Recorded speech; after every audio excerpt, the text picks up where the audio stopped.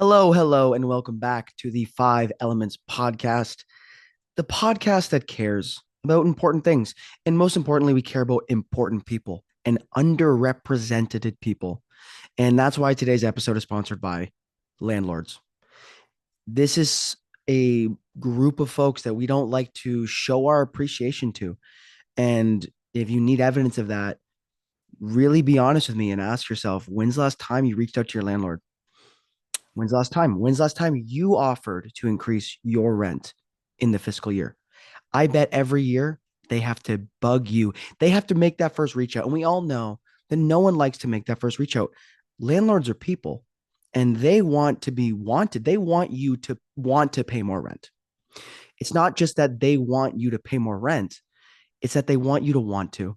And I was so happy when the landlord tenant board reached out to me because they wanted to sponsor the podcast because I think the track record of the Five Elements coaching podcast is really it's wholesome, it's authentic, and it aligns with our values like deforestation, big tobacco, fracking, and now landlords.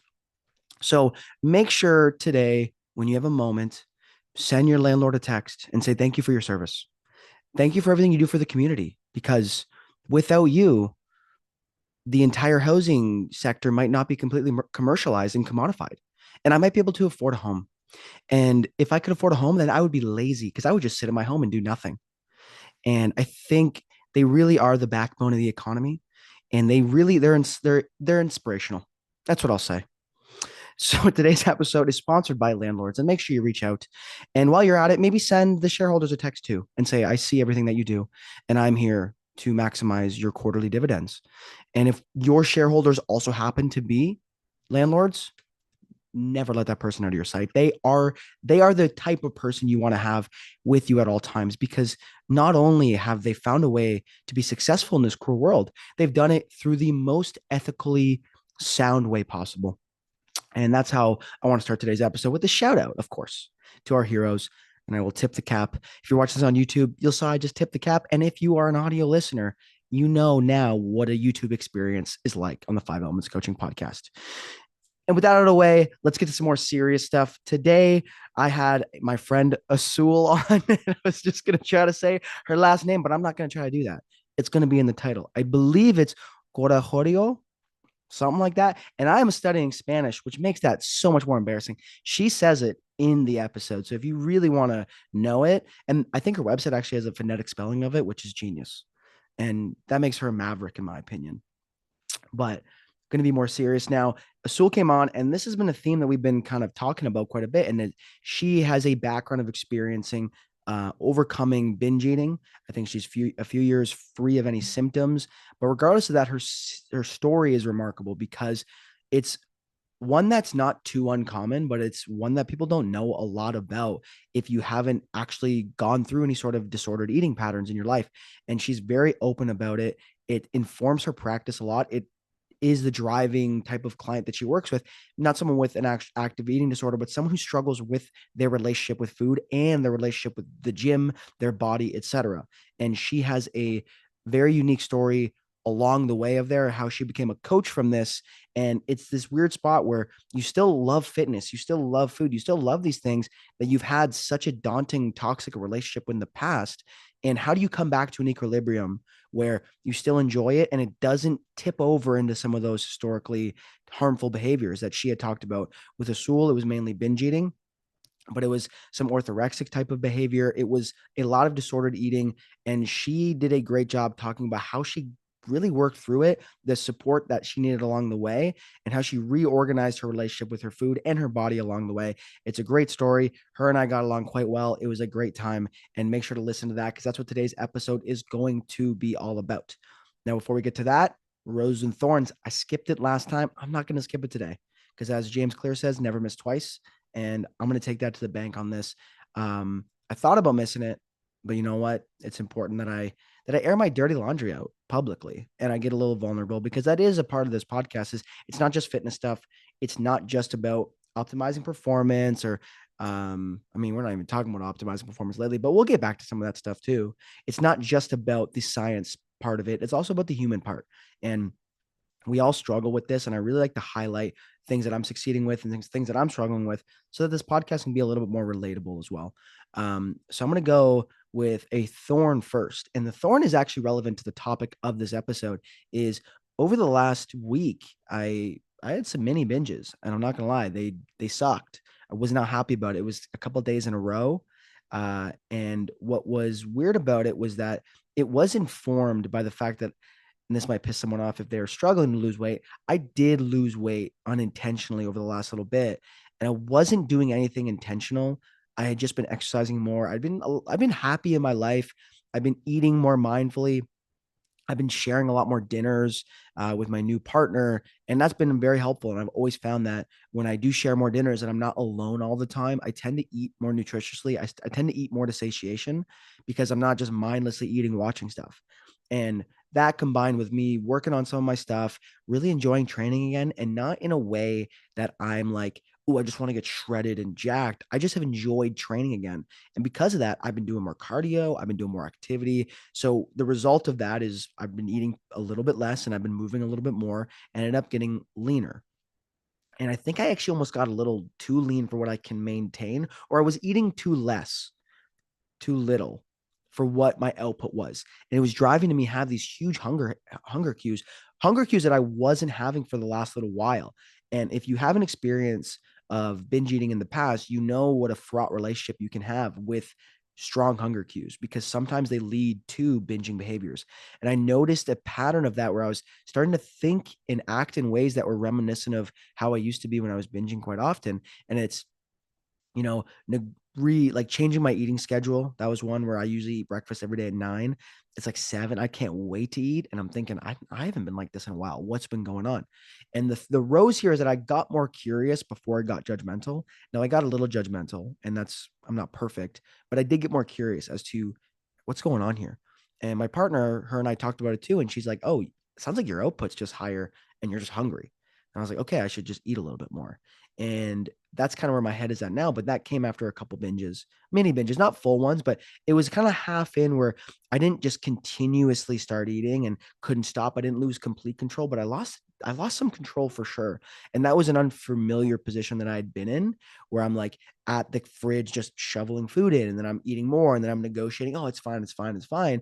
And I stopped before it really entered that state. And I do think it was really driven by a increased hunger pang that I wasn't familiarized to, because I've been eating so regulated for the last little while. Um, and that's kind of the thorn there, because I've been talking about this stuff a lot with people. I've been talking about it with close friends. I've been talking about it with clients. I've been talking about it with a lot of guests on this podcast. And the fact that then I also have that there, I've talked about this before. You get a little bit of shame there, because you're thinking about, well, I've been talking about this so much. I've been so open. I've been doing this, and I started exhibiting some of the behaviors that I used to do. And one thing that I have been trying to live by is from that Ted Lasso episode, if anyone ever watched it, with the dart scene, is where he talks to Rebecca's ex-husband, the owner of AFC Richmond, and says you got to be curious before judgmental, because Rupert's his name. Rupert was judging Ted and underestimating him, and he beat him in the game of darts. And it was a very poetic moment, but it really leveraged an idea that I love and have been leaning on, and that is being curious before you are judgmental. And that obviously is greater than just in the fitness space. And when I coach clients and talk with people, I think it's a general life skill you should have. But in coaching and in fitness, I think it's very important. And I've used this with clients before, where they're really being really hard on themselves. And I'm like, are you judging yourself? Or why don't we just get curious? Like, what led you to behave that way? And I did that to myself too. It helped to have a partner and some friends and support that also helped me to get there as well. But that was a huge rose in that, even though this was a thorn at the same time, because it didn't feel good. It did bring back up some guilt feelings, some, oh my God, tomorrow I have to restrict. I didn't do that, thankfully, but that voice is there. The drunk uncles, they are still alive, and they are yapping in my ear all the time. I just have the tools and the supports to not listen to them as much. And I didn't listen to them, but that doesn't make the experience of hearing them turn up the dial of their voice any more comfortable. And that was the thorn. But the rose is that I did recognize and get curious before I got judgmental. And that was really a moment of practicing what I preach. And that felt good. And today, I got back to working out. I did not over restrict. I kind of got back to my routine. I'm like, you know what? That happened. It was a weekend where I ate way too much a few times, and I was not that I care too much about overeating, because there's been some dinners I go with friends where I overeat. I eat more calories than I would need for sure. But this was being alone, having extra meals, having extra snacks, doing the weird negotiation in my mind of why it's okay and what I'll do to make up for it tomorrow, and then kind of trying to prolong me finishing a meal, because then once I'm finished, I know I'm gonna feel that guilt. Those things all came back yesterday. Actually, I wasn't completely transparent. This was yesterday and the day before, and I do feel like I'm in a better spot to not let that dominate my psyche as it may have in the past. And that's the rose in that. So this is one giant rosy thorn jambalaya, and that's where I'm going to leave it today. So that's the roses and thorns for today. And before I'm going to actually start the episode with Azul, make sure to support the show by, other than tipping your landlord and sending them a text today of how much you feel grateful for their existence and what they do for you. You can actually leave a review for the show. So we've got more reviews. It's amazing. I'm happy to see that. So wherever you listen to this, please leave a review.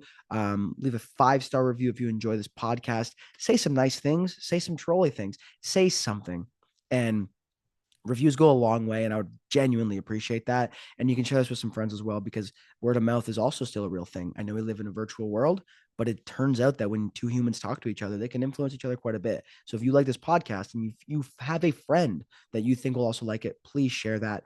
And if you want to work with me, I do offer online coaching. I have some more spots opening up, because this is something that I am prioritizing more. So if you need support with your exercise programming, whether you want to get stronger, you want to build some muscle, you want to build some more confidence in the gym, I can help build a program that you can do on your schedule and on your time, where I'm going to meet you where you're at. I'm not a drill sergeant. I'm not going to yell at you. I'm not going to shame you. I'm going to work with you to help create a program that you can sustain long term, based on whatever your goals are. Now, as I said before, if your only goal is fat loss, there are some other people I would recommend.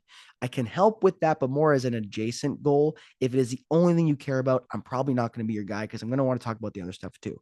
I'm going to want to develop some goals that have nothing to do with your body, and I'm going to want you to build some more confidence in your body in the gym, regardless of whether it changes or not, in the way that you want it to in terms of fat loss. But if it is something that's on your mind as well, that's something I do help with clients as well. And I also offer programming for your exercise on there. When you do that, you'll get a program to your phone on an app that I use. And if you send videos up to the app that we will use, I will give some feedback. So you're making sure that you're getting your form done correctly. And then secondly, there'll be some nutrition coaching that I do as well. So weekly check-ins, we'll have monthly coaching calls, weekly check-ins, tailoring the nutrition coaching and the exercise programming to your specific goals. And again, it's a collaborative approach always with the clients that I work with. So if that's something that you're interested in, you can apply with the link in the show notes, and I will leave that down there. And just check out what I offer. There is a complimentary call. If you want to learn more, we can set that up and chat and see if it's the right fit for you. And now let's get to today's episode with Azul, just Big Dog Azul. Her name will be in the episode. I'm not going to act like I can pronounce it perfectly. And it's extra embarrassing because I am studying Spanish. And I'll see you on the other side. Okay. Azul, welcome to the podcast. How are you today? Hi, thank you for having me. I'm doing really good. My pleasure. First off, so Azul, is it like with a hard Z, like a S for It's pronunciation? yeah, Spanish for blue, right? technically it's azul. It's like more Azul. of an S because I'm spam from Argentina, so it means blue in Spanish for anyone that doesn't know, I guess. But Dude, I'm uh actually learning Spanish right now. That's truly embarrassing. really? Yeah, yeah, yeah. Estoy aprendiendo Really? un poquito español. Ah, mira, okay, ¿de dónde sos? O ¿de dónde son tus papás? Perdón? Where are your parents from? Oh, India. I'm half India. Indian, half like English, but just for fun. I was like, I just want to learn Okay. a language. I think also I kind of look Latino every summer, and when I get a tan, and someone speaks Spanish at me unsolicited. So I was like, I might as well learn a little bit, and it's been going pretty good. And Amazing. Well, I just saw your last name and I was like, is that Spanish? I didn't it's know. my family lineage is actually so confusing. Is It's it? my family, my dad's side's from a place in India that was colonized by Portugal. So then we all Oh have my gosh. Portuguese Okay. last names and are Catholic. Got it. Okay. Okay. But Yeah, because that I'm that'll do mixed, you I then. actually look Portuguese. So Uh-huh. You do look Portuguese. Now that you're saying it, but you also have like your long hair and you've got some facial hair growing out, so I yeah. can see it. Now I see it. Yeah. So it's very confusing to most people. So yeah, Azul. So how are you? I think, did I ask yet? How are you today? Sort of. Did you? Yeah. I actually don't remember now. I'm good. I'm good. I came back from a 6 week trip to Paris on Saturday, and I am actually feeling really good. I thought I was gonna hit some jet lag there, but I knock on wood, something I did worked, and I'm chilling. I feel great. I think you should package whatever you did and then sell it and act like it's I the miracle know, cure. right? You might have found the cure to jet lag, and I think you might have that sitting right there if you want to take advantage of You're that. so right. Wow, Yeah. you're so right. Look at you. Okay. I'm gonna make a note of that. When you have no morals, you can make a lot of money on this planet, unfortunately. That is Um, so facts. so what we're gonna do first, I think the first thing I want to ask is just like tell us about yourself and what you do for a living and how you got to where you are. Okay, cool. Wow. How long do we Simple have? question, No, I'm simple. It'll kidding. take like 2 minutes, like a little elevator speech of your whole life, Yeah. essentially. Tell me your entire life story in 4 sentences or less. Um, okay, let's see. Well, my name's Azul. I do everything online. So I'm an online holistic health coach and personal trainer. I um used to work corporate jobs since, out of college. I thought that was like the only way that I could make living and make a life for myself. And so I went that route, ended up hating it. And I had my own kind of issues with food, body image, exercise growing up. And that kind of led me into wanting to learn more about it, wanting to learn more about nutrition, wanting to learn more about exercise. Unfortunately, not for the right reasons at first, which the more professionals I talk to in this space, I feel like we all kind of come from this same background. And then, funny enough, also therapists and psychologists. But, anyways, but I got into it for not the right reasons, and kind of made things worse for myself. And then I found the first online program I had done was IIN, Institute of Integrative Nutrition. That's kind Okay. of how I got introduced into the holistic nutrition world. And I was like, oh, wait, there's so much more to this. And then I got into anti-diet culture and precision nutrition and like all these things. And I ended up thankfully being able to come out the other end with a much healthier perspective on all of this. And you can see I'm really trying to condense this into No, a short story. I was actually interrupt you. I was totally kidding and saying go fast because I read Okay. I read your bio. I'm like, you're actually cooking through a lot of like crucial details right now. Okay, I'll take it back. That was the quick synopsis. Let's get into it now. Oh, dude, my Like, sarcasm. I'm I got to stop such being a so chatty sarcastic all the person. I time. never know if I'm like talking way too much or if I'm talking not enough. Okay, so yeah, growing up I had a kind of messed up relationship with food, nutrition, fitness, exercise, and my body. And ultimately it all came down to I had a messed up relationship with me, Mm, with myself, and I was trying to control certain aspects of that through nutrition and exercise based on how I looked. I uh gosh, how do I don't even know really where to start. I used to I used to like try and control my food intake, and I ended up giving myself like a disordered eating habit. So binge eating was my thing, and then it was mm, orthorexia and binge eating. It was just kind of a mess. And I that led me to have even a more negative relationship with my body, because if I was trying to like morph it into something that just wasn't healthy, right? I got into like BMI and like trying to be really sick thin when that was like a thing, right? The whole Kate Moss, like nothing tastes as good as skinny feels. Like ooh, the that heroin was chic era. that was my era. Yeah, Mm, the low rise jeans and just all of it. And I will say, like, I will say I am naturally thin. mm, And so whenever I did try and voice, like there are a couple points where I was like, oh, this doesn't feel, why isn't that person thinking or talking about food as much as I am? Or why is this, like, I just started to observe like the fact that what I was doing wasn't natural or wasn't normal. And like if you dive deep into my Instagram, like back to the beginning, I was doing like the fiber Gigi crackers and like calling it pizza, and like the things I was eating was just like I would overeat like berries and feel really Mm-mm. bad about myself. And people would be like, "Are you a squirrel? I don't understand." I was like, "No, no, but like I overate, guys. You don't understand." And they'd Yeah, be yeah, like, yeah. "You're literally overeating nuts and blueberries." Like, what? And so anyways, I when I did start to notice that this was a problem, I was like hiding food from significant others. I would eat things and then hide wrappers in the trash can. Like that was just like Been I there. was like, yeah, it's like it was so such a mind. I don't know if I'm allowed to cuss, but like just ruined Oh, let her my fucking rip. You can go. mental health. Okay, it was such a mind fuck. Um, and I was like, this isn't normal. And I would finish breakfast and like be thinking about lunch. Oh And yeah. I would like, I'd be thinking about like, I hadn't even started eating lunch. And I was like, well, what am I gonna have for dinner? What am I gonna have for dessert? What am I like 20 steps ahead? And what's it called? I would go out to restaurants, take my own food sometimes Oh really? because I didn't know what kind of oil they would cook with. So Yeah, I yeah. was like, Oil is well, always the one that like we go wild over that. that was like my whole 30 era where it was not good. Yeah. It Yeah. was all sorts of bad.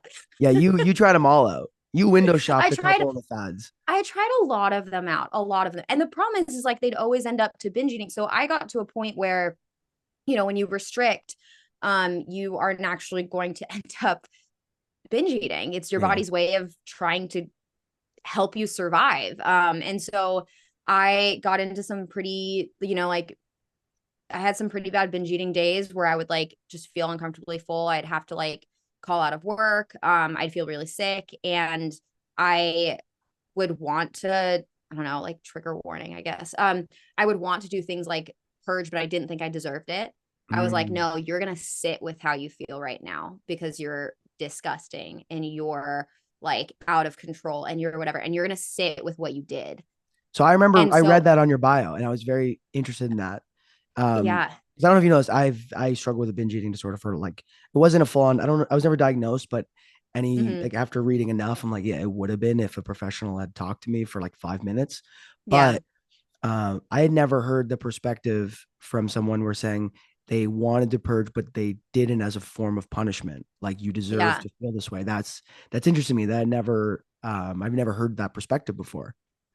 Yeah, it was I had a yeah, it was really now thinking back, like the amount of times I've thought back on this, but like yeah, I deserve to sit in like the pain of what I had done. Like I thought Mm. purging was like Oh getting out of yeah. everything that I had done, It was like right? getting And out of so jail I was free like, card. yeah, sort of. Like I was like, no, like you ate all that, great, you sit with it. Like and I would my only option would be like to nap. Like I would just cry and then fall asleep. Like I literally couldn't move. Yeah. I had to cancel on like plans on at like out of work. Like it was bad. And I was doing that like 3-4 times a week. Like my worst was like 3-4 times a week. It was pretty bad. And then the next day, of course, you're like, I'm gonna fast until 12 and I'm not gonna, like just the whole Yeah. thing all over again. I would work out for 2 hours, like 2 hours a day back in college. Like I remember when I first kind of talked about my story on my Instagram, I opened up on everything that was going on. Someone reached out to me and was like, hey, like I actually went to college with you, and I'm like, thank you for opening up on this. I used to see you at the gym and think you were like goals because like you were in there and you were just like on the treadmill and working out for 2 hours and you were in such good shape. And I was like, Wow, like that's actually remarkable. It that really was, shows yeah, that you really never know. Like when we project like something onto someone else, we really never know what their internal struggle is. Because as that person said, you were goals for them. And yeah, internally, you were like fighting some demons when you were there. suffering. Yeah. Yeah. Yeah. And that, like at my skinniest, I was like at my work, like there was no, when you're always chasing the last 5 pounds, you are always chasing the last 5 pounds. Like Yeah. you're never happy. Like I would get down to a certain goal weight and be like, okay, but like the next, like if I just did more, like another 5 or another, like you're always, always chasing Yeah. because like you're chasing the wrong thing. Yeah. Right. Like, You're chasing the wrong, like what you're actually searching for. is not at the end of whatever like aesthetic goal that you have. It's something that's more internal, and you're basically feeding a hungry ghost that can Yeah. never Yeah. actually That's a be good way to put it. satiated. Damn. Yeah. A hungry ghost. I love Yeah. that. I not mine, not mine. I can't take credit for that. I wish I could. That'd be so sick. But no, that's Gabor Mate. It's one of his books in the realm of hungry Oh, ghosts. It's about okay. addiction. And like it really I had read I was gonna lie and say I read it. I read parts of it and it I want to resonated see. quite a bit because it was like a mythology of a hungry ghost. And he, as an addiction specialist, talks about how the mythology of the hungry ghost is you put things in, and essentially the hungry ghost has a very long and thin neck and a massive stomach, and the symbol of Mm, that is that you can never fill that void. You can keep shoveling stuff down. By the time it gets there, you're never going to be able to satiate this demon. And he was relating it with like alcoholism, but he was relating it to how he's seen other or alcoholism and like drug addiction, but also other forms of addiction. And for me, food was very much that drug of choice. And I also yeah. think I never struggled with drugs. I think because I struggled with binge eating. Like Yeah. I would see people doing hard drugs and I'm like, oh, it's kind of cool. But like I'm way more excited to go home alone tonight and like get an absurd amount of Crush food it. on my way home. Yeah. Like Yeah. cocaine doesn't hold a candle to that, in my opinion. No. And there's No, probably I'm like people. you. I never really got into drugs or alcohol, and I think it's probably because I was using food. Yeah. Yeah, and you're like, if you don't have food, I was cooking things. I like would bake things if I didn't have anything to eat. I was like, Yes. okay, well, what do I? And then I would like make food or bake food. I'm like, I'm not hungry. Like, please, dear God, like stop. Like there was like two parts of me that was like, please stop. This hurts, all this stuff. And then that other side of me that was like, shh, Yeah. shut Yeah. up. Totally. Like, I do think we just just came up with the solution to drug addiction, though. food. Yeah. Just become a binge eater. I think I Dana should will run that say, campaign. I know, right? I will say, like, so I actually came out with like a little mini course on emotional eating. And one of the things that I have people do is basically thank emotional eating, because at the end of the day, I consider myself very lucky that it was food for me, and not drugs or alcohol. Like it could have been so much worse. And at the end of the day, we do these things to numb hard feelings and hard emotions, because I don't think we're taught growing up how to deal with emotions and how to deal with trauma and how to deal with hard stuff, right? But we're also on the other end of the spectrum told to like celebrate birthdays with cake. And we see in movies that they eat ice cream when they're sad and watch TV, right? So it's not surprising to me that I leaned on food. Hmm. Obviously it has its own, it's not like a healthy coping mechanism if it's your only coping mechanism, right? Yeah. But at the end of the day, I consider myself very lucky that it wasn't something else. And so that's like one of the things that I have people do. And I'm just like, you've got like at the end of the day, it's like your body's way of trying to help you cope with something that you don't know how to cope with. Well, And yeah. that actually reminds me of I had a therapist do something similar with me where it was she asked me to thank a version of myself that I felt a lot of shame about. And Mm, she was like, well, I mean, that was your way of surviving. Like you should actually thank that version. And I remember being like, huh, I never really thought about it that way, doc, because it was something that I was like, I don't even like this about myself. And it was like, it was this attention seeking behavior that I had. And I mean, it's probably not a surprise, but I was a class clown and I loved making mm, people laugh. And I couldn't, and that's actually genuinely who I am. But it also masked as a great coping mechanism because if I was in control of a situation, like if the center of attention was on me, I was in control of the situation and I could make sure everything was mediated. And I would do that even if I was the butt of the joke. Like I didn't care if people were laughing at me, but if they were mm, laughing at me, they weren't fighting. And that was the thing that stemmed from my childhood home. And I was like, well, if I'm crushing it, if I'm doing well in sports or if I'm making people laugh or I've learned this intuitively, subconsciously, I wasn't actually thinking like this. That'd be remarkable if I was a 9-year-old boy thinking that way.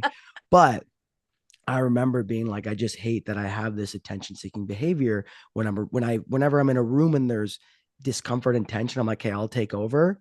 And I don't care if people are laughing at me. I don't care if I'm like truly making a buffoon of myself.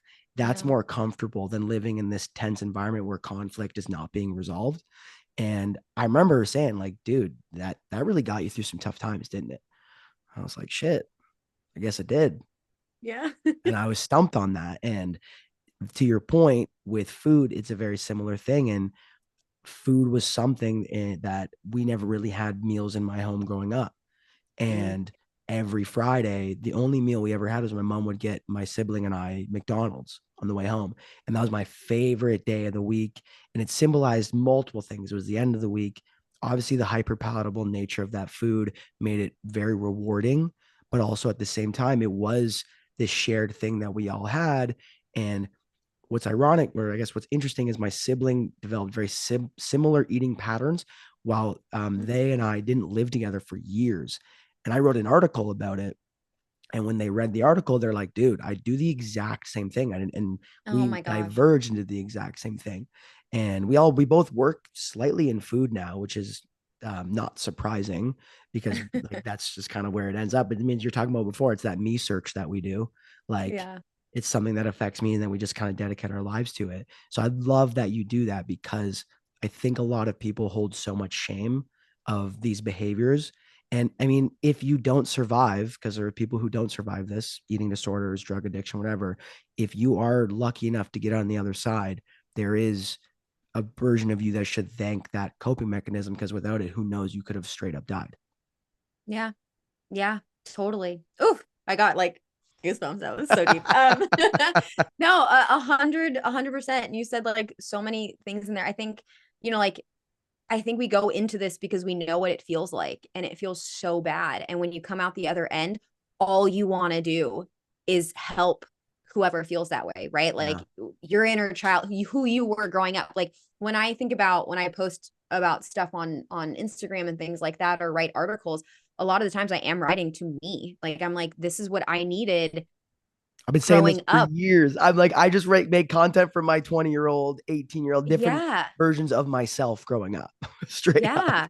Yeah, like stuff you wish you would have known earlier. And it would have possibly helped, right? Because I think that's kind of what I say this all the time, but I'm like education, certifications, all that stuff aside, I think one of the things that makes me a good coach, I'll just speak for myself, I guess, but like what makes me a good coach is that empathetic part where I'm like, no, I get it. Like I understand how it feels to feel what you're feeling right now, right? I think another portion is like I'm not like the type of person that wants to work out all the time. Like that, like I did it for so long for not the right reasons that I fucked up my like my relationship to it. And it's been since then like a healing, repairing process, right? And what that means is like sometimes I'm not going to do the same thing. I'm not going to stay on like some strict 6 to 12 week program or hit boot camp or whatever. It's going to look different for me. And I can empathize with people that don't want to work out sometimes. You're like, yeah, not every like health professional, fitfluencer, whatever wants to do this stuff all the time. Right. But that's like what you're fed is that it's easy. I think that's like my number one like issue that I have with this world, with this industry is that it's like, it's easy. Just do this. Yeah. Just do they'll like throw a workout program at you and just here you go, 6 weeks, do that, or like a meal plan or whatever. And you and I know through like everything we went through, it's so much more than that. It's so emotional, it's so psychological, it's so, like the nuances of it all, like we're just skipping over. And then by telling people it's easy, it makes them feel like, okay, well, there's obviously something wrong with me then. Mhm. Like I'm unmotivated, I'm lazy, like I'm dumb, I just don't understand how to do this. And then that makes it even harder to do the thing because now you're stuck in that narrative of like, oh, well, there's just something wrong with me because it's not coming as easy as it is for other people online. And you're like, no, no, it's because we're making something harder. Like we overcomplicate things that are simple and we simplify things that are like way too complicated. Yeah. Right. And No, like, 100%. Yeah, and we because talk so much about like, yeah, sorry. I'm like, I can go oh, you're into cooking. this. You're out here cooking. I respect that. No, like I do totally get what you're saying, because if if you make the messaging that this is easy, and then if I struggle with it, I'm then the only conclusion I can come up with is, well, if it's easy for everyone else, and social media unfortunately is a giant highlight reel, that Mm-hmm. really leverages the survivorship bias of any sort of success, because no one shares. And I mean, like, I don't share testimonials of clients who I didn't work for. Like, no one does now, Mm-hmm. right? So you Mm-hmm. just kind of see, well, this works for this person. This seems to be working for everyone. But I'm now living with the real consequences and in the reality that it didn't work for me. And I keep hearing that it's easy. Therefore, I mean, the only math that checks out is that I'm the problem and that I'm Mm-hmm. weak. I don't have discipline. I don't have everything else. And I think you're right, where a lot of coaches, a lot of people, a lot of just like everyday people who even do love the gym still struggle with it consistently or with fitness. Like, I love fitness, but I also have had a very complicated relationship with it. And it's interesting right now. I'm actually in a sick spot with it where I like love my training, but that's gonna fade. There's gonna be a period where I'm like, I'm not really that into it as much. And like, Mm-hmm. I think if you're in the industry, you're almost like disincentivized from sharing that reality, Mm-hmm. because you're almost playing a character and an avatar of what the consumer base thinks a fitness coach should be. And that's someone who just loves the gym. Like, the amount of times I've had people be like, man, like, you just love the gym. I was like, I don't, not really right now. And now it sucks. Like, Yeah. I'm there too much. I don't even feel like I'm enjoying my training, and I gotta rush everything. And I'm coasting right now. And I've Yeah. said that to people, and the looks on their faces are very confused, because they're like, but you're a fitness guy, like, you love fitness. I'm like, well, Yeah. fitness is my career and I'm passionate about helping people with it. But I mean, you can get sick of anything. Yeah. Yeah, 100%. And I think, a lot of the times, like I said, like people go into this for different reasons, right? Because they're obsessed with it or they're really good at it or they're whatever. And that's why I think, you know, to plug precision nutrition here, like I think learning how to coach is so important because it's not just, oh, well, I like working out. Here's what I do. Here you go. Here's a program, right? You're like, no, like everyone has things that they need that they're like struggling with or like their lives look different. Like we all have the same 24 hours in a day, right? But it's not the same. Like some people have kids, some people are in relationships, some people can't afford certain things. Like Yeah, it, and we make everything such a one size fits all approach in fitness and nutrition when it's just so not.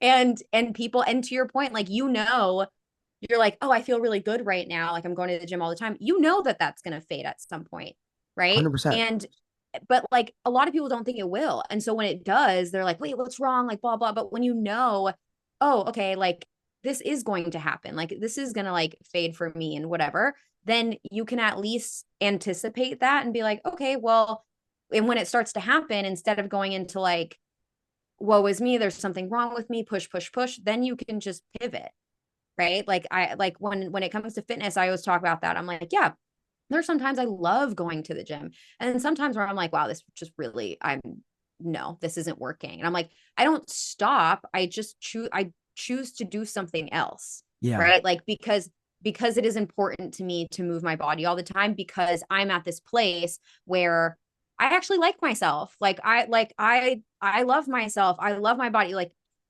I am very, that obviously like any relationship has its highs and lows, right? But I'm at a point where I do these things to take care of myself.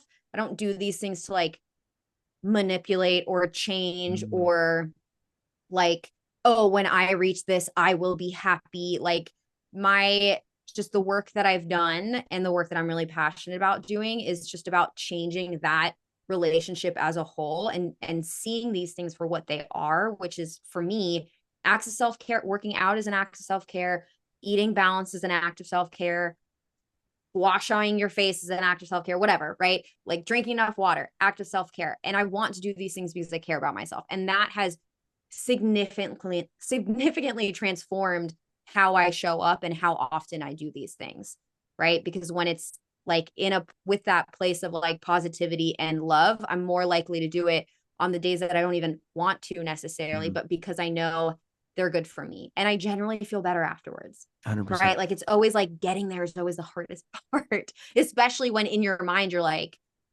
like you disgusting, blah, blah, blah. Like you have to go to the gym and you're like, now you're going into it with a negative mentality and you're going to have a negative experience because you started with negativity, right? Mm. Like, I hate my body, so I'm going to make myself do this. And it's like, oof, Well, ouch. you're doing the same thing. That's what I like when you what everything you were mentioning there, your actions are actually probably very similar. If you were just put on a transcript of a checklist of what you did in a day, they're probably very similar to when you were at your worst. Like, you ate nutritious foods. Like, I mean, aside from any binging and stuff like that, you ate nutritious foods, you went to the gym, like you did all of these behaviors, but you really can do them through two separate lenses. Like one is I do these behaviors because I love myself and I feel better when I eat nutritiously and get enough sleep and train hard and yada yada yada. But you can do the exact same actions in a day, but coming from a place of self-hate. And it's well, I mean, you're doing objectively healthy things for your body, but to your mind, you're feeding like a very toxic part of it, and you're feeding a lot of self-hate where you're still going to the gym, but you're doing it because you're punishing yourself. Mhm. You're eating nutritious foods, but you're like, I'm only doing it because I want to make sure I stay thin. And you could do the exact same thing, but for the exact opposite reason. And I think people forget that because I just wrote a piece for Precision Nutrition on body neutrality. And it Mhm. was very apparent that, like, I mean, if you focus on a more body neutral approach, you kind of do the exact same shit anyways. You Mhm. exercise, you take care of yourself, but you're doing it out of self love as opposed to a need to manipulate how you look in order to attain some level of self worth. And Mhm. you arrive at the same conclusions, but the path you take to get there is a much more nourishing one. And it's Yeah. one where, as you're doing it, you even said something that I assume 10 years ago you can't imagine saying, like, I like myself, I love myself, I Mhm. love my body. And it's you love your body regardless of how it looks, as opposed to I will love my body when I get to that spot, even though Mhm. when you get there, you can find another thing wrong with it. And it's very similar to Mhm. chasing status and power, is like you're always keeping up with the Joneses. And so it's interesting. I always find when someone talks about this is like, yeah, like focusing on a more neutral or a weight neutral, not dieting, etc. lifestyle, you really do focus on a healthier lifestyle too at the same time. And I think people think Yeah. it's the opposite. I'm like, no, it's not just like overeating and like never moving your body. That's not an act of self care, right? Mhm. Yep. Yeah, and you hit such a good point there, which is I think where a lot of people get confused in like the anti-diet space, for example. And it's like, no, anti-diet doesn't mean anti-nutrition. Those Mm, they're two completely different things, right? Like just because you're anti-diet culture, which means worshiping thinness, the way we treat people in larger bodies, it's like systemic healthcare problems, right? Like that is different than learning about nutrition from a place of, oh, how can I take care of my body? How can I make sure that I'm getting enough protein, fat, and fiber, right? Like to make sure that I'm like health, like I'm functioning properly, right? I think the same goes for like self compassion. When people are like, well, if I'm nice to myself all the time, I'm going to let myself eat 10 Oreo cookies and blah, blah, blah. And you're like, no, no, like that is not self compassion. Self compassion isn't letting yourself off the hook. yeah. Self compassion is being able to like take a step back and be like, hey, like everything okay? Like like you go into the with curiosity as opposed to criticism, Yeah. right? And I think those are things that people get kind of, there's a miscommunication somewhere there where it's like, well, it's the all or nothing thing, right? It's like, well, you're either like restricting or you're eating all the things, and you're Yeah. like, no, there's like an in between. There's like a middle ground here, right? It's funny you bring that up because I actually was stuck in the middle of that a few years ago, where I remember feeling like a lot of the things that we do to further ourselves, to work harder, to set goals, to do the things that we really do to achieve the goals we want in life, a lot of the methods and modes of transportation we use to get there are really toxic. And I Mm, was like, well, how do I like even the word, if someone is more like weight neutral or anti-diet culture, they'll have a very complicated relationship with the word discipline, mm-hmm. because the word discipline is overused in the fitness space as like you can just throw it at anyone who's not achieving their goals as well. They just don't lack discipline, they're lazy. Yeah. But discipline is also a real thing. So I remember being so confused and just being stuck on what does healthy discipline look like? Because it so easily spills over into toxic self-loathing, using discipline as a way to punish myself. But Hmm. in anything I do, you need to have some level of discipline if you want to be consistent, if you want to value the long-term goals over like the short-term, maybe hedonic seeking pleasures you may have that, you know what, are very rooted in binge eating. Like if I can't handle my emotions, binge eating can easily have me escape them for a short period of time. And Hmm. I don't want to say that's me lacking discipline, but the practices that I need to instill over time, they need to have a level of discipline while also having space for curiosity at the same time. And it's Yeah. hard, it was really hard to conceptualize what the fuck does that look like. And I remember I read a book by one of my favorite authors, Bell Hooks, if you know who she is. Mm. No, what's And the book called? it was called All About Love. Like Okay. she was like a pretty radical feminist from like back in like the 70s. She wrote some like sick books, but she also was like this no nonsense like type of woman. Like she was a badass and she like was very successful. She was a great lecturer and she wrote this book about love, and it was very interesting because it was like she looked at love, and I don't think she created this, but it was more of like looking at love as like an action, right? Of like not a Hmm. feeling. Ah, yes. And I've heard this concept before. yeah, Yeah. and Okay. she really explored that in the book. And I remember thinking like this actually spills over into what a lot of the people who are more on the discipline, like hustle culture lifestyle, they're saying something similar. I just think they're doing it in a more harmful way that doesn't actually Mm. help foster self-love. But it is one where it's like, no, like love is an action. Like love is not simply a feeling. It is showing up for someone when you like if you have a parent you have a complicated relationship with, or a sibling, or you have like family members, and you still show up for them, right? Obviously, Hmm. as long as there's no like serious abuse going on, you need to protect yourself. Like you don't show up only when you feel like it. Like Yeah. that is using love as a feeling to dictate your outcomes. And people use that in other ways in fitness. Like, I don't feel like going to the gym today, so I don't go. Now, you could Hmm. say, well, you're lazy, right? And that, I don't know, not helpful at all. Even if it's true, it's not helpful. But you could also say, well, if you were to show love to yourself, what would you do? And it might be, well, I would go, maybe I wouldn't go to the gym, but I'm going to move my body because I do know that whenever I do that, I feel better.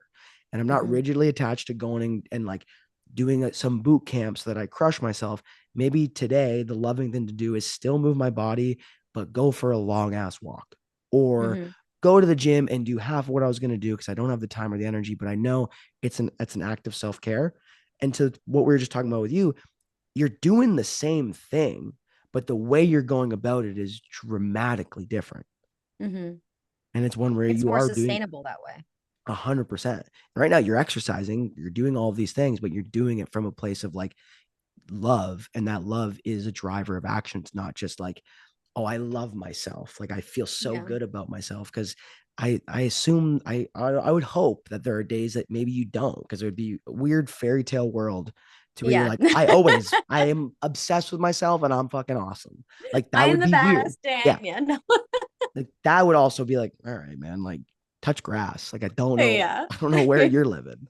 Yeah.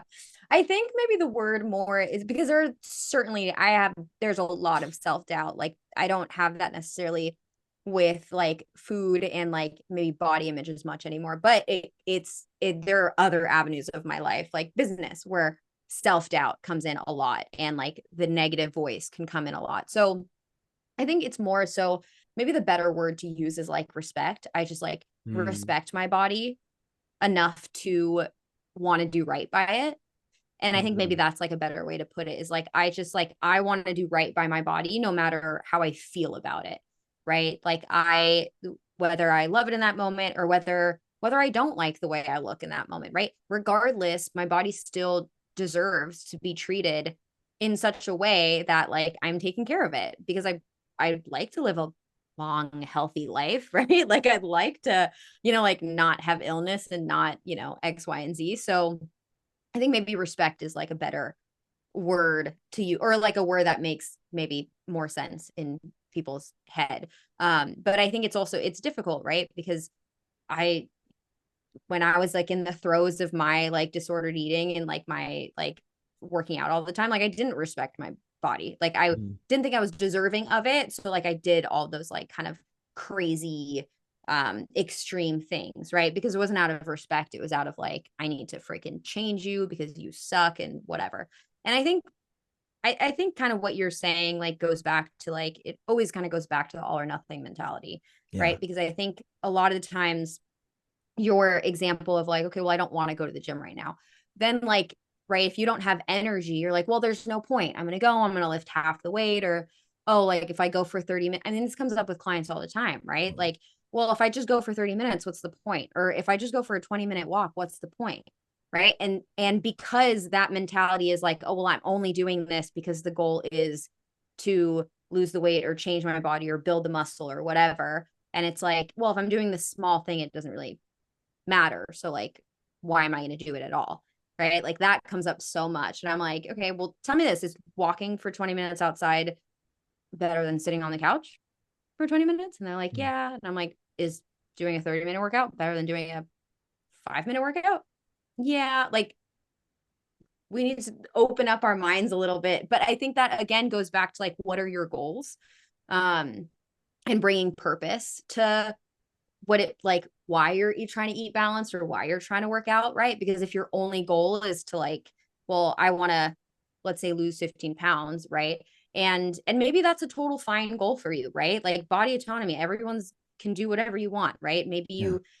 you know need to lose the 15 pounds or maybe you just want to, whatever, right? There has to be like a bigger purpose to that, right? Because like when you're like, let's say you're trying to go for fat loss, right? Like you're not, it's not going to be this like nice, simple, clean line all the way down. So if you don't like have a purpose other than like just this one number, that's when like getting on the scale every day is going to kind of screw with you. And like if you eat more than you initially intended to, it's going to kind of screw with you, right? But like you're not seeing kind of the bigger picture, or like it's not, you know, like oftentimes whenever I start asking some, like whenever I start working with someone and they tell me what their goal is, I'm like, okay, like why is that important to you?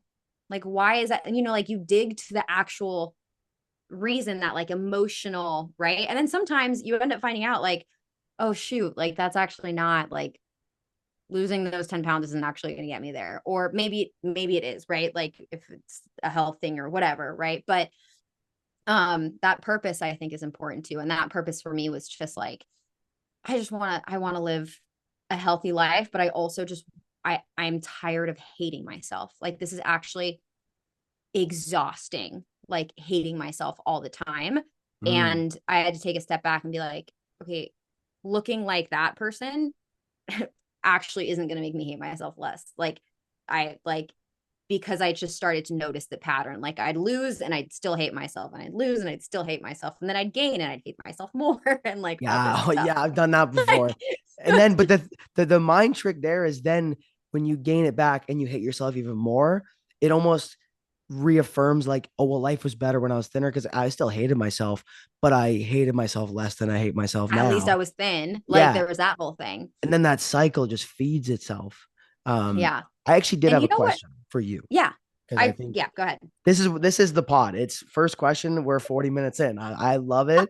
It's I always say one question. Everybody knows the rules, and any of the listeners will know that's how it One bite, goes. everyone knows the rule. But actually, because you were kind of touching on it anyways, but in some of your stories and some of the content you put out, you did mention the moment where it kind of all changed for you after that bad episode, right? Mm-hmm. And you used the quote that I really liked, but it was change starts with how you respond after. That's how you break the cycle. And I Mm-hmm. think that's a beautiful quote. But what I'm more curious about is while you were in that state, because, we can all write a beautiful quote when we're in a good mood. But while you were in that state, how the hell did you like reframe that? Because when you're in that state, I know all too well how horrible that position is. And like Yeah. trying to reframe that to a solution that isn't the overreaction in the other way of tomorrow I'm just going to fast and everything will all be okay, but to Mm-hmm. sit with it and be like, well, here's what I need to do. Like, walk me through how that went if you remember it.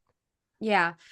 Well, I mean, I remember the moment very well. But I think to to backtrack to how I got there, I think I that at that point I had started following, I started to get introduced into more like the holistic nutrition world, and I started following people like registered dietitians and stuff like that that were talking about like food noise and like anti-diet culture and things like that. So I started to kind of surround myself with a community that was not just going hard into fitness and nutrition, but that we're talking about positive self-talk and emotional eating and things like that. So I think that definitely helped influence that moment for me, because I'd had that moment plenty of times before and did not like have that turning point, right?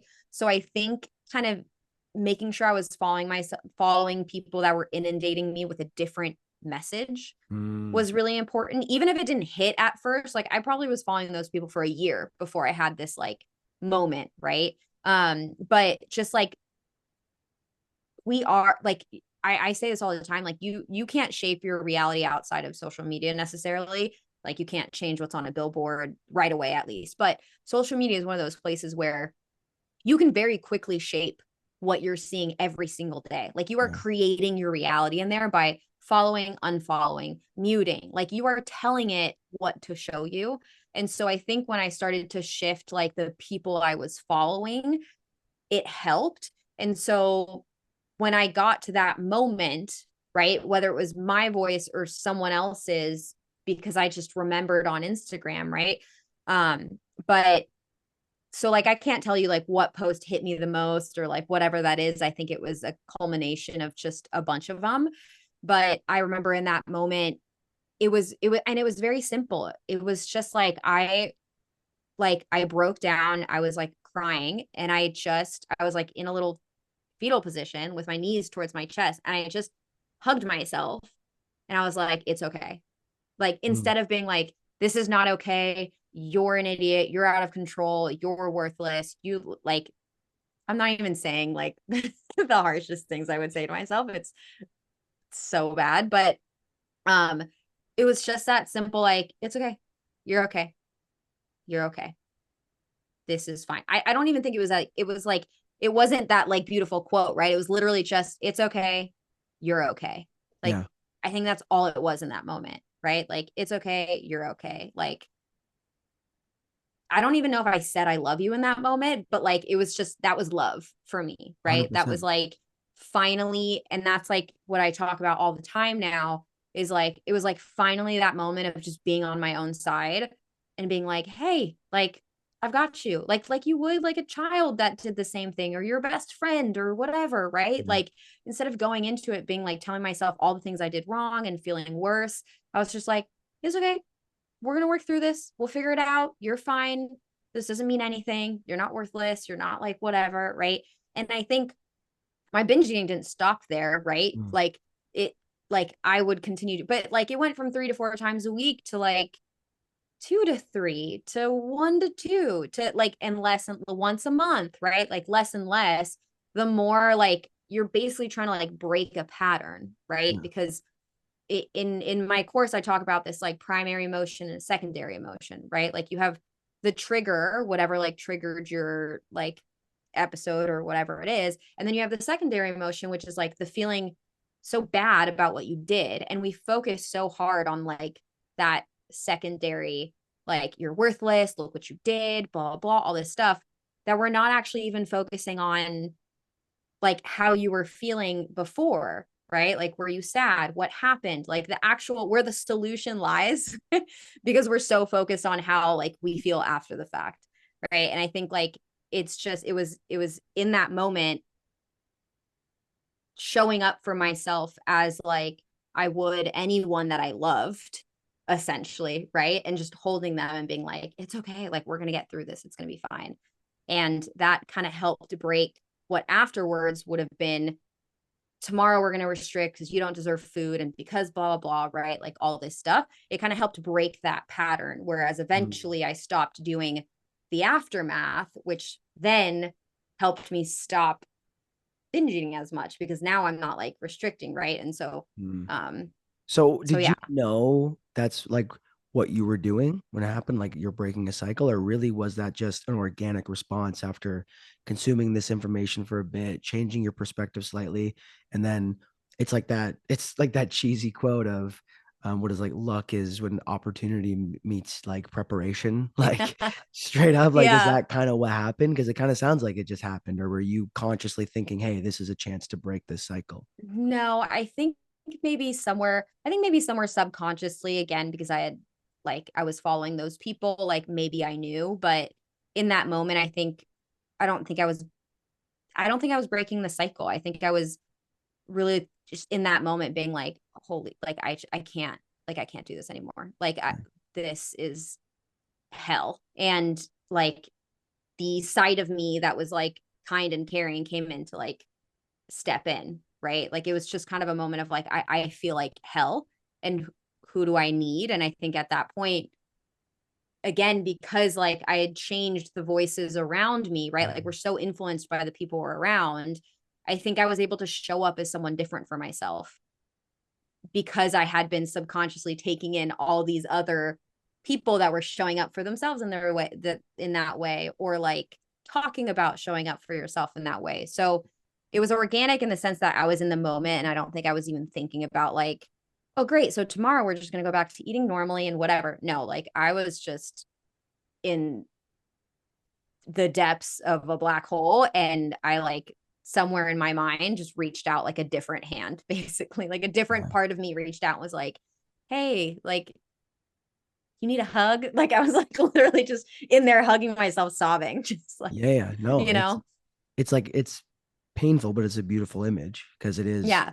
That was one more time you could have listened to the devil on your shoulder of, well, see that you deserve this, you deserve all these feelings tomorrow, you don't deserve to eat. You could have Yeah. fed that, but it sounds like you built up a different version of yourself that they were ready to intervene at Yeah. that point. And Yeah. it kind of just like it was a Jesus take the wheel moment, and that healthier version of yourself showed up. Yeah.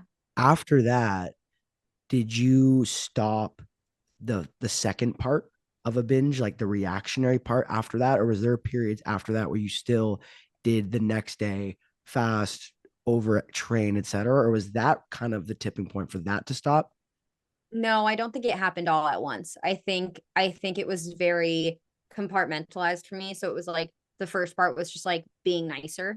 And Mm. then I had to realize like, oh, the next day I was like, or no, like the next couple of binges where I was like, okay, now this is the next step, right? And then this is the next step. It's like it was a very slow, I did not do it all at once. I don't I think I mean was like more of like mentally the post capable of it. reaction. Like Yeah. were there times after that where you had a binge and then you still overtrained and like fasted the next day? Oh yeah. Okay, Yeah, yeah, okay. yeah. Yeah, yeah, that makes Yeah, sense. that's why I'm saying like I kind of compartmentalized it in the sense that like the positive self-talk was like the first thing to get interjected, and then but I was still the next day probably overtraining and you know all that stuff. But after like a couple, like let's say times or weeks of the positive self-talk, then came in like the next step and then the next step, right? It didn't I don't yeah, I don't think I was like mentally, it's a lot. It's a 100%. lot No, to I like wouldn't have think expected it about. to be an immediate Yeah. thing. I was more curious. Yeah. Because it's And I also don't think it was talked about that much, like back then, as much as, or I just wasn't in that space online as much, right? So like there are still, you know, I was probably still calorie counting at that time. And you know, you freak out. There's like a lot of emotion. And it's also, and I tell people this all the time, it's like it's not something that goes away in an yeah, instant because there is so much emotion there and there are so many triggers and it is so psychological. Like it takes a long time, right? Like and even then I would like go a couple weeks without binge eating and then I would binge eat once and be like, oh no, it's coming back. You yeah, know, and it's like it takes a while, right? And so that kind of goes back to what we were talking about in terms of like expecting like it to happen again, and anticipating that can help actually, you know, you realize this isn't like a perfectly smooth trajectory. But yeah, no, I definitely I was still I would positive self-talk and I would still restrict because I thought that was like still I didn't realize I didn't see the connection, you know, like when people think about overeating and you're like, well, you're probably overeating because you're restricting. They're like, no, my problem is overeating, not yeah, restricting. And you're like, yeah. no, no. Like this is comes first and this comes second. But so like at that time I was like, my problem's overeating. It's not restricting. So the Right. So solution is like under I'm eating. restricting afterwards to negate everything I did the day before. And so then I kind of had to learn the second step, which is like, oh, no, I'm doing this because I'm doing that. Yeah. Right. Like, but it's a scary part to let go of because at that time I still didn't like the way I looked. Mm, And so 100%. it's scary to let go of like the food rules and the restriction and the stuff because you're like, okay, well then, well, if I don't do those things, I'm going to overeat all this stuff and then I'm going to get fat, which at the point at that time was like the worst thing in the world. And you're like, incorrect. The Yeah. worst thing in the world is what you're doing right now to yourself and how you feel. But it's familiar, so it doesn't feel as horrible as Yeah. the unknown, even if the Yeah. unknown is better feels because it's Yeah. scary. Yeah. And again, it's just not talked about, right? Mm. Like in the fitness and nutrition industry, the worst thing in the world is to be in a larger body, Yeah. right? Like that is the scariest thing, unfortunately, when it shouldn't be, right? Like eating disorders are so prevalent and so, I mean, I'm not going to like throw out statistics because I don't know them, but I'm hearing all the time of like, But they I'm exist. not going to pretend like I know, like, all the stuff, but I do hear often that like like the mortality rate for eating disorders is actually really high. Oh, it's Um, horrible. and it's not talked about enough again, because like the scariest thing is to have some cellulite or to have some Yeah. extra body fat on your belly when you go to the beach. And you're like, that is actually not the worst thing. Like, Well, I've even listened to some like fat activists who will like because they talk a lot about reclaiming even the term fat. mm-hmm, And I've listened to some be like I saw this one guy had this kind of skit where he calls himself fat and someone's like, no, no, don't worry, like you're not fat, like mm, tried to essentially reframe that in an acceptable term. And he goes, I am fat. All I did was say I was fat. I didn't say I was a piece of shit. I didn't yeah. say I I was didn't say I was worthless. ugly. I didn't I say didn't I say I was was, ugly. All I said was I'm fat. You yeah. assumed that that came with a bunch of other terms that Mm-hmm. you associate with it. He's like, I don't associate the word fat with that. It's Yep. almost, from my understanding, it's more of a political identity in a sense. Cause like if the world sees Mm-hmm. you as fat, you will be treated a certain way on average. Like Right. interacting with the medical systems, interacting with like people in your family. There's a bunch of ways that you will interact with the world, and it's kind of out of your control. Um, Yeah.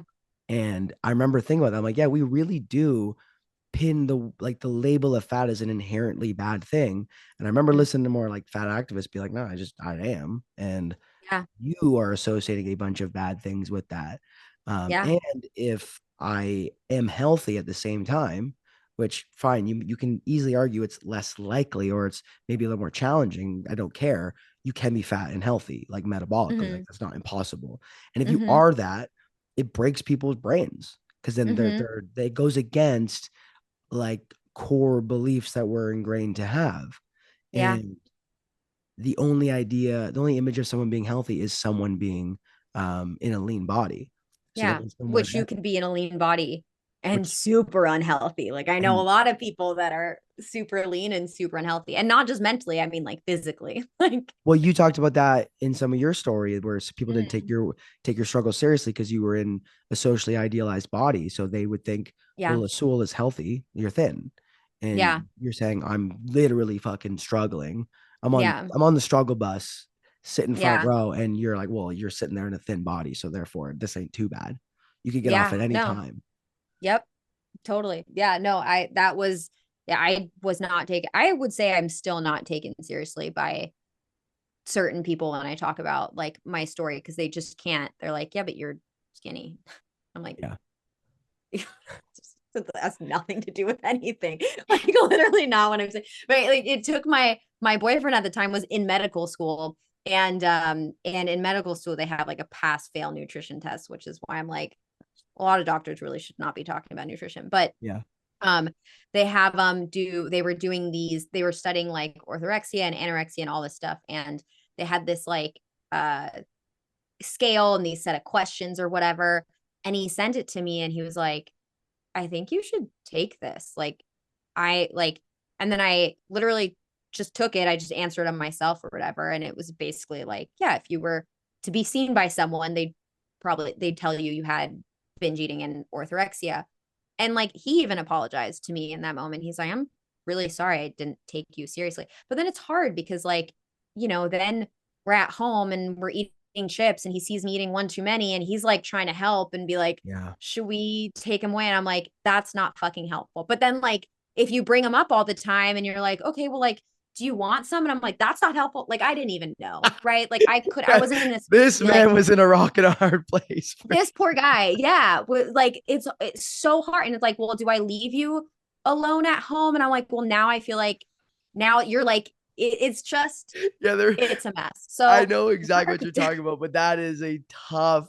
You're like, I don't know what to do. It's so hard. And so, yeah, don't do what I did, which was not work with a professional, work with a professional.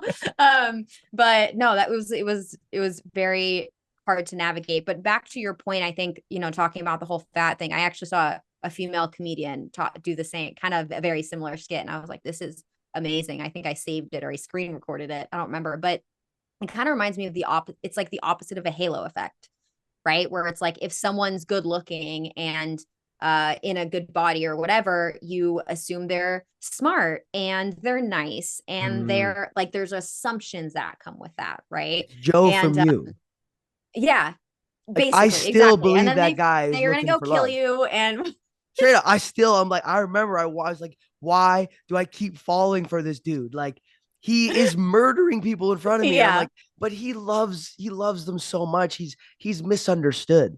And I'm yeah. like, there is a thing in media. It's called the Buscemi test. I don't know if you ever heard of it. Mm-mm. So, you know who Steve Buscemi is? No. He's like he he's not a socially attractive guy. He's a bit strange looking. He always plays strange looking characters, but he's Okay. super famous. He was in The Sopranos. He was in a but he's like super famous. But Okay. there's a thing called the Buscemi test, and essentially, it's you take a a character like Joe from you, and Uh-huh. then you say if it was Steve Buscemi doing that, how would you feel about it? And everyone is like, oh my god, I would hate that guy. And I'm like, yeah, because he Right. doesn't fit this. He's not this male model who's so Yeah. suave and charismatic. Immediately you'd be like, fuck that guy, he's a murderer. But Yeah. because he looks a certain way or anyone looks a certain way, we immediately give them this. And I remember I was so mad. I'm like, I don't want to think this way. You're like, and damn i and he got me again. Like, I'm a three sadistic. I seasons hate in, this.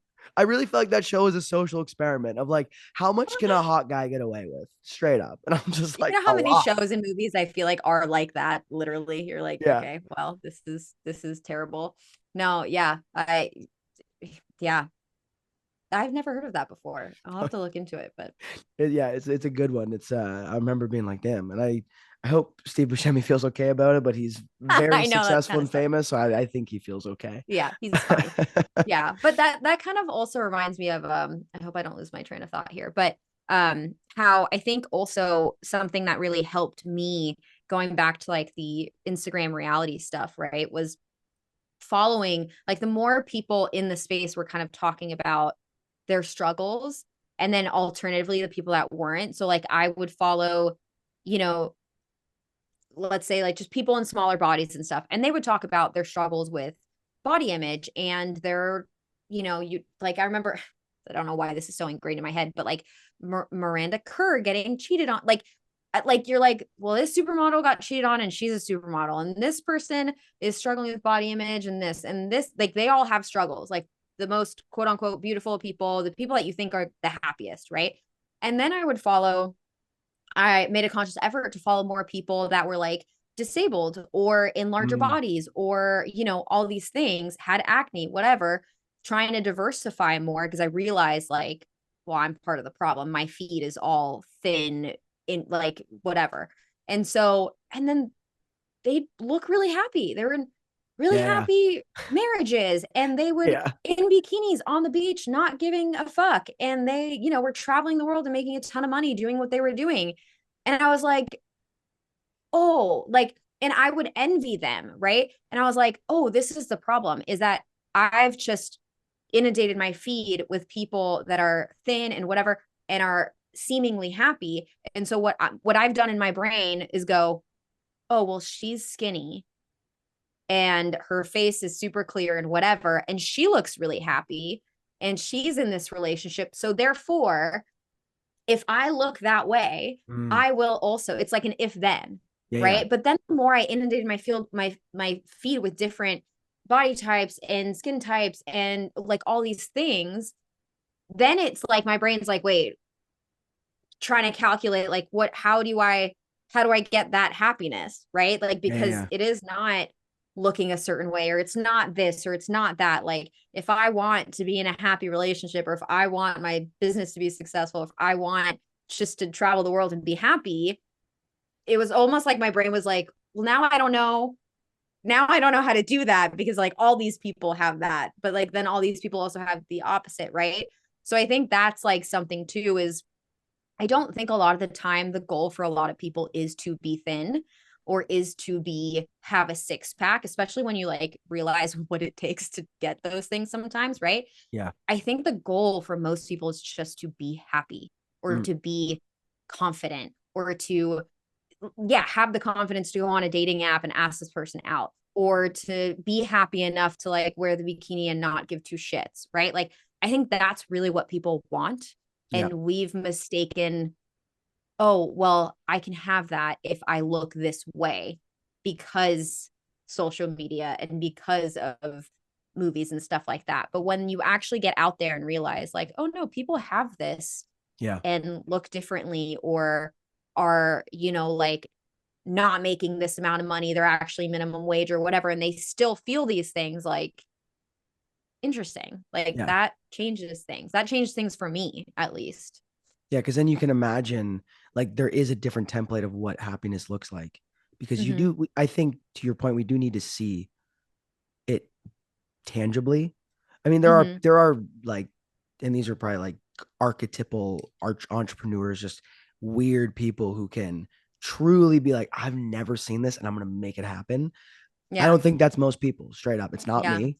I need to see it. There are people who have seen things before that you can't even like. I mean, the person who people who were crucial in discovering physics, like Yeah. they probably sounded like insane people, and they probably were on some Yeah. level, but they did see something. Like I don't think the expectation can't be that everyone be like that, to be Mm-hmm. honest, because I think that's a very unfair one, and I think that that transcends this topic to a lot of ones of, you know what, whether if you're, especially if you're someone who faces some sort of like discrimination, like this is very common with like people of color or like women, et cetera. It's like, well, Yeah. you should just be the exceptional one. I'm like, not every black person has to be Martin Luther King to be successful. Mm-hmm. Like that's a crazy expectation to be like, well, you better be a revolutionary and perfectly well spoken and highly educated and walk this perfect line in an immaculate way in order to get a step ahead.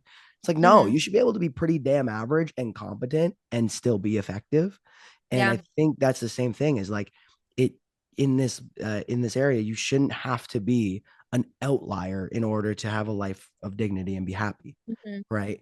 And it should be represented around where you can imagine like, oh shit, people can be happy in diverse bodies, like sizes, abilities, et cetera, et cetera. It's not just reserved for the people that we've put on the highest of the social hierarchy in terms of like status, appearance, ability, race, et cetera, Yeah. gender, blah blah, but like everything along those lines.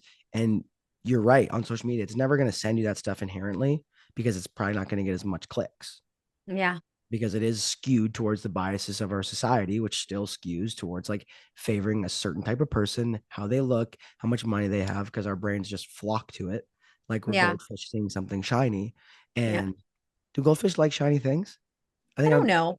I mean, it sounded I was right. just gonna go with I it was though. I cooking. was gonna Like give it to you. I'm just making shit. I'm making up analogies now. Goldfish like anything.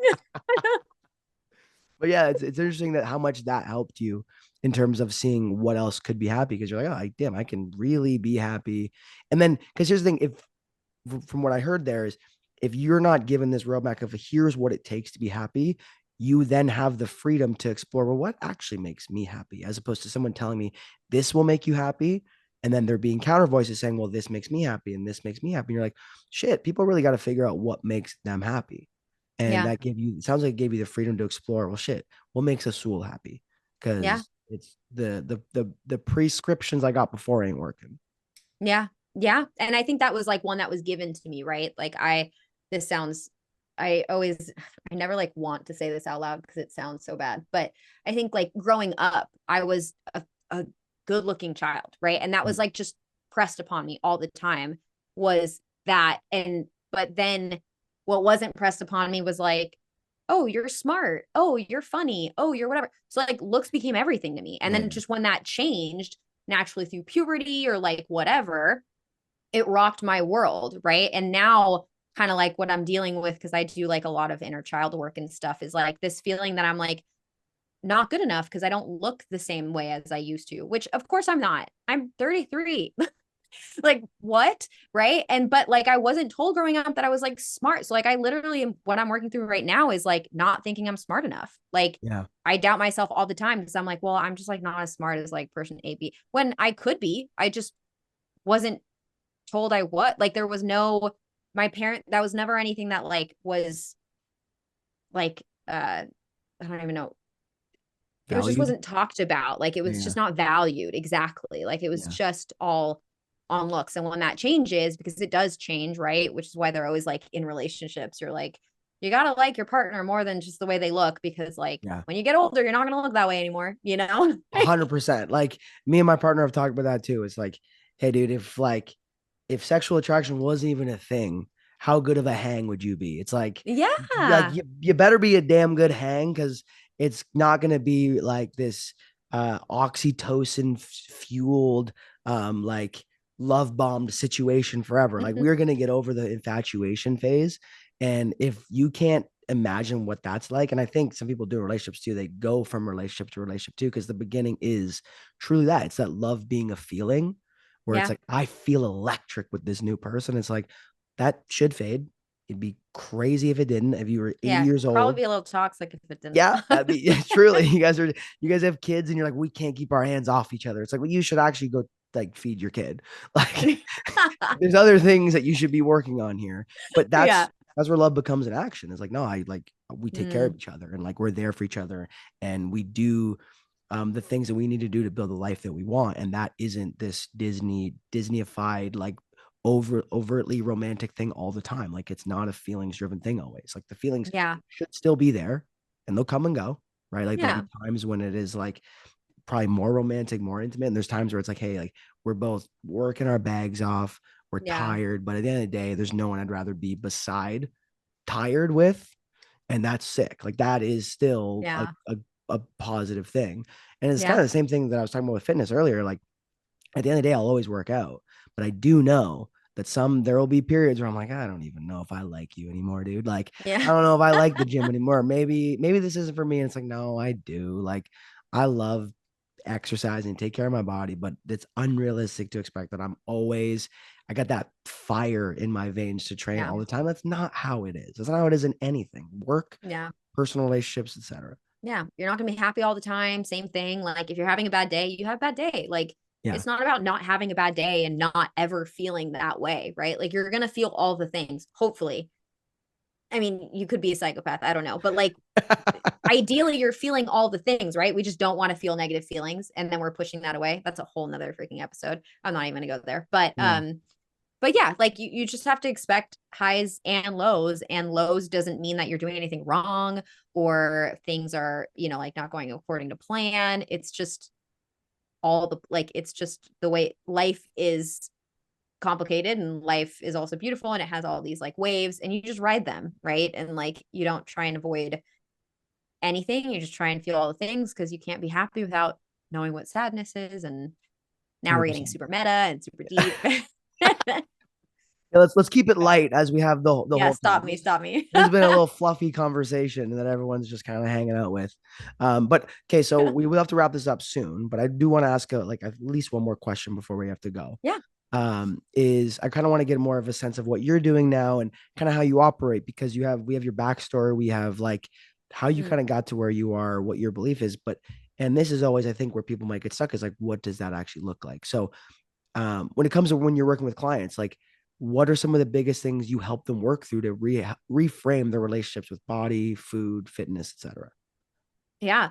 So that's something I think I started to make like a shift one thing that I noticed when I was like coaching and training, what a lot of my clients really liked and what helped them a lot was like talking about nutrition and fitness in a different way. That's kind of what stood out to them, and which is why they started working with me or kept working with me. So I was like, there's something there. And like with my own journey, I was like, oh, this is what's not talked about enough, is relationship to self and how that influences relationship with nutrition and fitness, and how can we approach this differently? How can we learn about nutrition but not from the lens of, like, this is bad, this is good, all this stuff. And then same with fitness. How can we learn about fitness and incorporate it into our life without the like, well, this is worse than this, or this, like, I feel like right now there's like a Pilates and strength training like clash, right? And it's like, they're both great.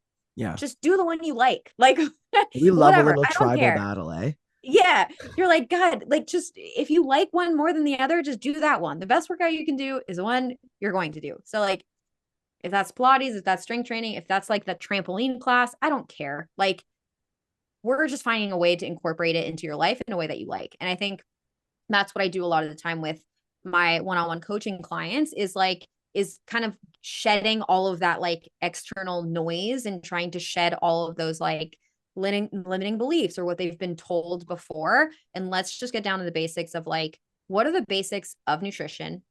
How can you incorporate it into your life? What are the basics of working out, and how can you incorporate it into your life, right? A lot of it isn't even like the what, it's more of like the why and the how that I'm Mm. working with my clients, right? Like, how can we just do this in a way that's like sustainable for you and in a way that you'll enjoy? And so that, and then a lot of it's also like the positive self-talk, that's just like learning how to be kinder to yourself to get you through those moments of like, I don't want to work out, or hey, I just ate 5 cookies, what do I do? Right? Because that was so transformative to me, and that's what has truly been so transformative for a lot of my clients. It's just like changing that relationship to self, changing that self-talk. And then I'm always like, of course I'm gonna forget the saying, but I I've learned a lot of things through like my own life. And so whenever I'm picking things up that have Mm. helped me, I try and or always incorporate it into my sessions and things like that. So right now I'm learning about a lot of like inner child stuff and emotional regulation. And so every once in a while, like, throw like a little thing in there and see if it helps, right? Like, that's kind of a little, that's how I work. So a lot of it's like stuff that has helped me, and like whether that's like a metaphor, right? Like, it could be something so stupid, but I feel like the more, like, sometimes it just works differently for different people. Like, different things stick and different 100%. things don't. And so a lot of it's like basic education, but I think it's more implementation. So really just learning how to incorporate it into your life. And some people it's like shuffling schedules around. Anyways, that was a very long-winded answer to your question. I do one-on-one coaching in which I help people do that. um, That was awesome.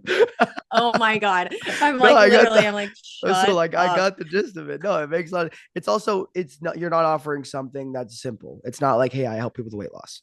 And that I is the, don't do meal plans. yeah. I don't do anything rigid like that. I'm all for teaching people like how to eat, and the basics of what that looks like, and how, like, how that fits into like culturally, like certain meal plan. Like, I just think about, I had this conversation with someone the other day about like how like a lot of meal plans that were given are like kind of slightly racist. Like, they're all just very Oh yeah. basic white people food. Oh Like, yeah. Oh yeah. right?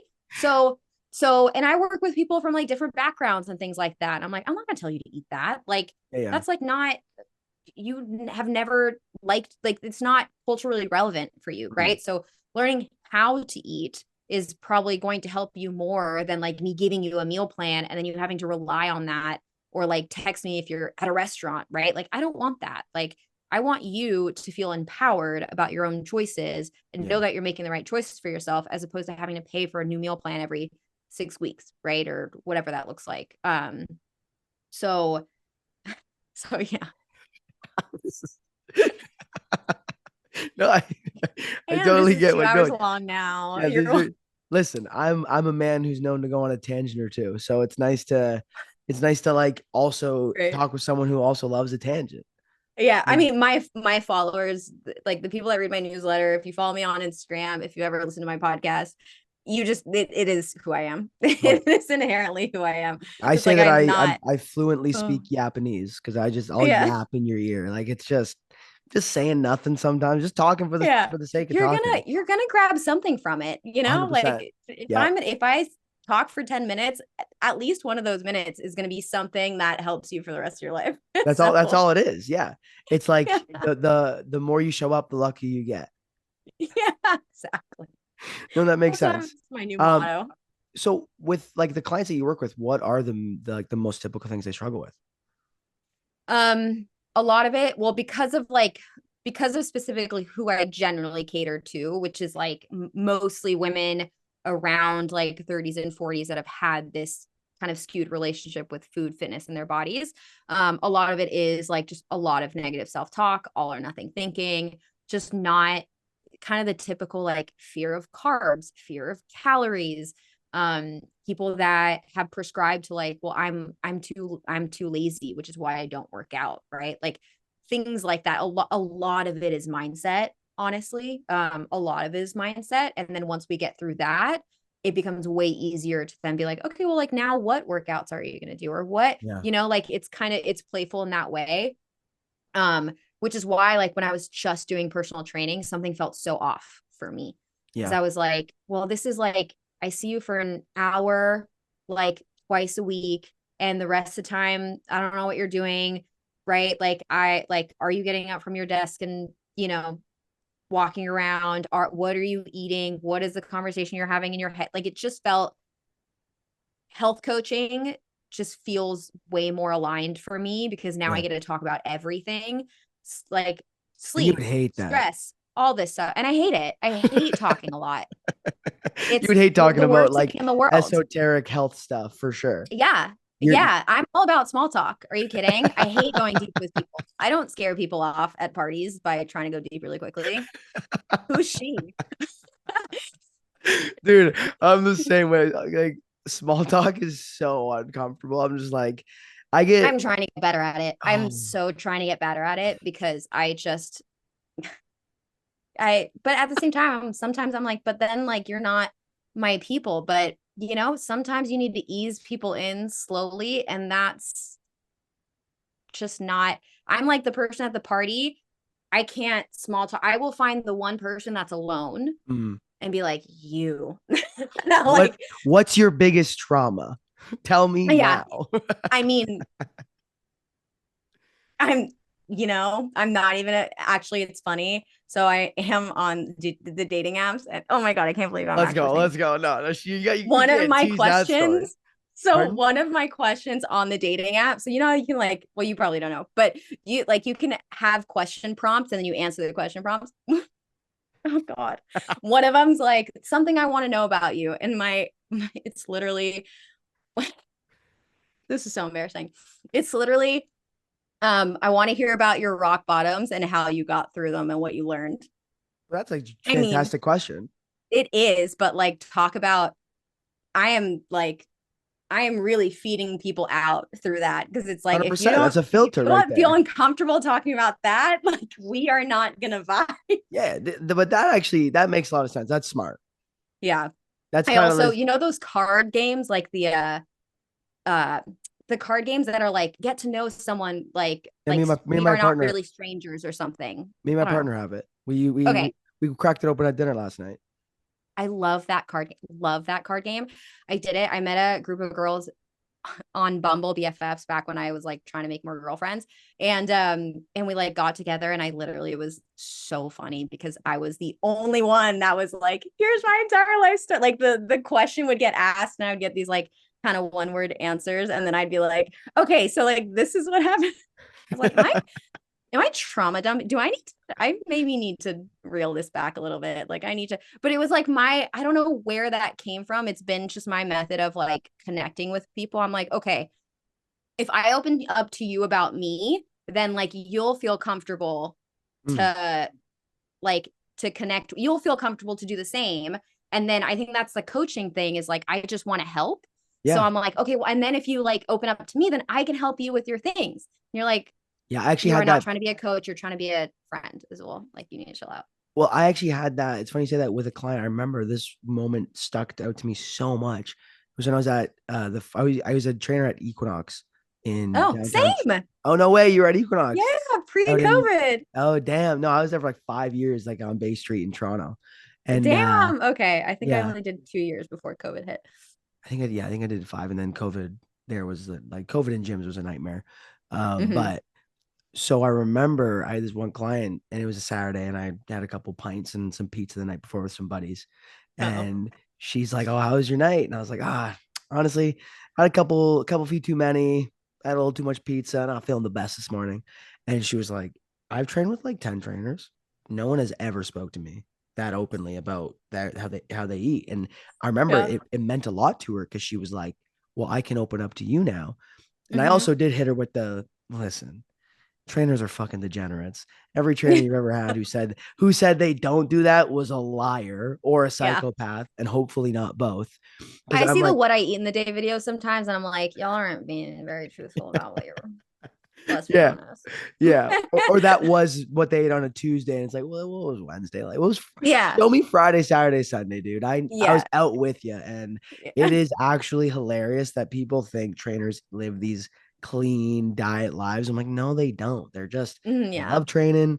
They're I mean, on average, they probably eat a more nutritious diet than like people who don't Hmm. care at all and whatever. But there's a huge thing to be said about being genetically inclined to maintaining a leaner body. Like I have had friends Yes. who don't give a Frick. shit. Let's talk about that more. Oh, Yeah, yeah.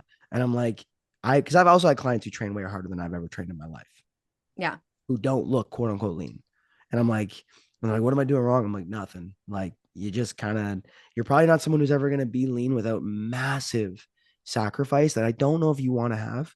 Yeah. And I'm definitely more privileged on that. Like it doesn't take a ton of sacrifice, but my history of binge eating does mean that sacrifice in general can catapult me right back into some bad Yeah. behaviors. Yeah. And I have friends. I have one friend who's straight up, he'll have an 8 pack forever. And it doesn't matter what he does. That guy, we used to party like animals back in the day. He also probably doesn't, he has no inclination to overeat. And it's not like Yeah. he's like, he'll never sit there and say, I just work harder than you. He's like, for some reason, just don't care to overeat. And I'm like, Yeah. must be nice, dude. Cause Yeah. that's my shit. That's my jam, literally and figuratively.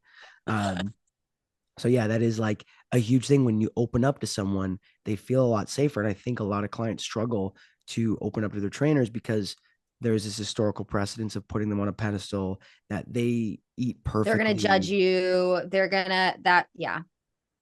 So I mean, you're probably attracting the exact client that you want and the friends. So Totally. I freaking love all of my. Oh my god, are you kidding? I yeah. love all of my clients. We're all homies. I love my clients. Okay, sorry. No, I totally get that. Like, you gotta have clients that are homies too. Like, some people are hyper professional and they're like, I never cross that boundary. And I'm like, I'm not a therapist. I don't have that. I can be homies with like as long as we can maintain that level of professionalism. But no, I'm Yeah. just actually. Yeah. You're gonna Yeah. work hard, but we're gonna talk through some shit. Like I love it. Dude, I literally said It's that to a the client best. yesterday. I was like, dude, we're gonna get after, but we're gonna spill some tea. Cause he's like, I Yeah. gotta tell you some shit that happened, man. I was like, you're telling me the whole story, but you're not skipping out on reps to do so. And Yeah, that was the exactly. compromise. Exactly. Like, why'd you stop? I mean, Yeah. keep talking, but also keep going. I didn't say stop. Yeah, I'm like that rest period can't come quick enough because I need to hear the rest of this. But like you got to finish your reps. Yeah. So last Yeah. thing is, so where can people find you? And you've kind of already talked about, but like, what do you offer and where can people find you? Yeah. So I do one-on-one coaching. And I actually have some spots opening up soon. So if you're interested, I'm what is my handle? Azul Corajoria, so my first and last name, on Instagram. And then I'm sure you'll like post it, so I don't need to spell it out. But and then my website's Azul I'm sure Core my Anglo Wellness. listeners will definitely be able to spell your last name with how Yeah, you just Azul pronounced. Corajoria, look it up, you'll be fine. And azulcorewellness.com. And I would say I'm on Instagram all the time. It's a love-hate relationship. And I have a newsletter that I just love. I love doing my newsletter, and I'll start my podcast up again, which you will have to come on. Oh, I'll come on. Yeah, so and it'll be another 2 hour long episode, and it's great. But yeah, so newsletter, podcast, and Instagram. I would say newsletter and Instagram to like stay in the know. Yeah. On like offerings that are coming up and stuff. I have courses. You can check out my website for that. And you're like kind I'm of the so bad, face of PN's like so bad social at media selling right now. myself.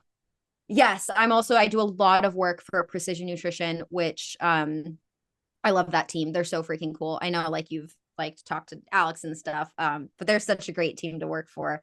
And I really love like what they stand for. So Yeah. I love making videos for them. It's just so aligned. So yeah, check them Okay. out as well. Yeah, perfect. I'll put all of that in the show notes and anyone can check out any of Azul's work. Perfect. And I mean, thanks for coming on. That was great. That was smooth as Yeah, hell. thank you for Had a having nice little me. chat. That was awesome. Amazing. Well, thank you. Okay, once again, thank you for listening to the Five Elements podcast. Thank you for staying towards the end. I hope you enjoyed that. If you have any questions, feel free to reach out, whether it be on social media. I hope you follow me. That'll be in the show notes of myself and Azul if you want to follow either of us. And my email will be there too. If you have any questions about the episode, feel free to reach out. I'm always open to hearing feedback.